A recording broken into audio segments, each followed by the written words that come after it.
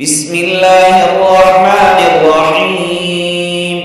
في الدنيا والآخرة ويسألونك عن اليتامى قل إصلاح لهم خير وإن تخالطوهم فإخوانكم والله يعلم المفسد من المصلح ولو شاء الله لأعنتكم إن الله عزيز حكيم.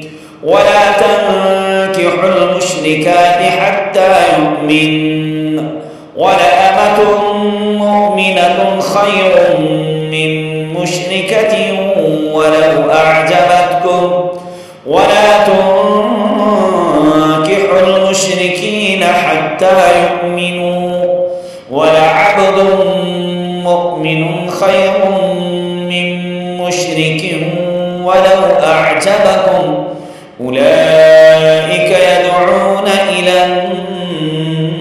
النار والله يدعو إلى الجنة والمغفرة بإذنه ويبين آياته للناس لعلهم يتذكرون. ويسألونك عن المحيض قل هو أذى فاعتزلوا النساء في المحيض ولا تقربوهن حتى يطهرن فإذا تطهرن فأتوهن من حيث أمركم الله إن الله يحب التوابين ويحب المتطهرين. نساؤكم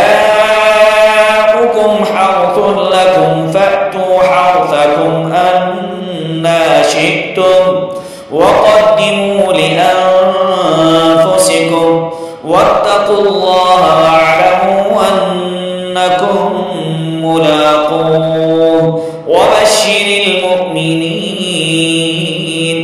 ولا تجعلوا الله عرضة لأيمانكم أن تبروا وتتقوا وتصلحوا بين الناس والله